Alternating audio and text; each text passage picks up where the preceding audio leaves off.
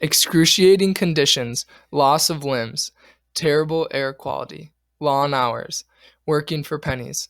This was the life of children during the Progressive Era. All hope seems lost until the truth was exposed.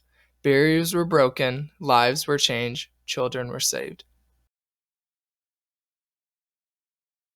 Through the exposure and his ability to capture the working conditions of children in factories, Lewis Hine's photographs contributed to breaking down barriers of misconceptions and ultimately leading to the deterioration of child labor in our country. It was before the Progressive Era.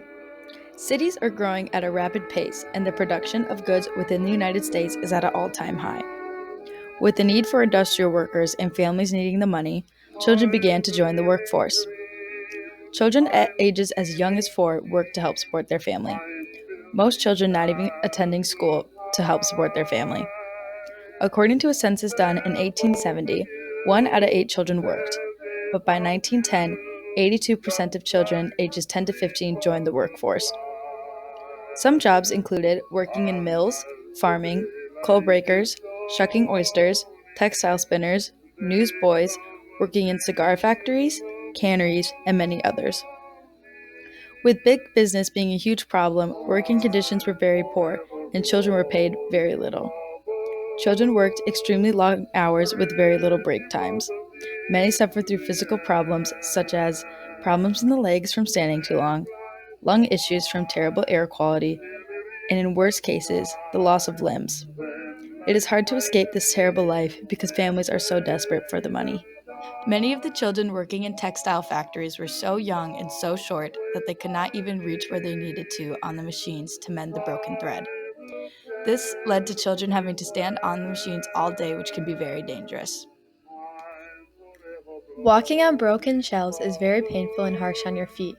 Yet there were 5-year-olds working on oyster plants making as little as 30 cents an hour to retrieve and shuck shellfish. Shucking shellfish involves very sharp blades, which can be incredibly dangerous and is no work for a little boy. Berry hulling was another common job for child laborers. Here you can see kids of ages 2 and 3 working to hull berries for as long as 12 hours, making only 2 cents per quart.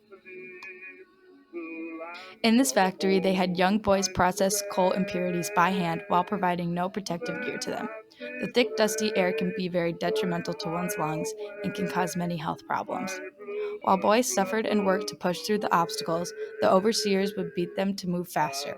Many of the boys would come home injured from being hit and kicked. An 11-year-old boy lost his leg while working as a trapper, which is what the youngest boys working at coal mines were directed to do. As a trapper, he would open the doors for trucks with coal loads to get through. While working, this boy's leg came off after getting trapped between 2 cars. The company he worked for blamed him for the incident, and the boy did not receive any compensation. But because the family needed money, the father could not end his work at the mine. This newspaper article from the early 1900s shows how different people felt about child labor. Journalists took polls comparing Democrats and Republicans, farmers and city folk, and others. More than half of the total are opposed to child labor. People knew that children working at such a young age was bad, but no one acted on it. However, one man exposed the truth behind the conditions that the children were being put under. This man is Lewis Hine. Lewis Hine was born in Oshkosh, Wisconsin on September 26, 1874. He studied sociology and worked at the Ethnic Cultural School. Hine has always been into photography. At past schools that Hine has worked at, he took his students on photo excursions around New York City. He viewed photography as an educational tool for his students. Hine documented social and academic aspects around his schools. Before he decided to document child laborers, Hine photographed things such as the construction of the Empire State Building and how dangerous it was. One of his more famous works was taking photographs of immigrants at Ellis Island. Hine used a graphics camera invented by Arthur Feelig for his works. Hine decided to quit his job teaching and joined the National Child Labor Committee, also known as NCLC, ran by Alexander McKelway in southern states at the time. Hine snuck into factories, disguised as a worker, in order to take the photographs. Hine was able to take thousands of pictures of child laborers that he later released. Once Hine managed to take the photographs, it was time to release them. The photos were given to the National Child Labor Committee and were released to the public. Louis Hine uses freedom of speech and press to show people what each child working in a factory endured, and then started a fight for safe work environments for the children. The photographs were released through magazine articles, pamphlets, and newspapers. With the public being able to see these horrors with their own eyes, it shifted the public's viewpoints. Hine broke barriers of misconceptions about the truth behind closed factory doors. His contributions started the movement of new laws to ensure that the children of America were safe.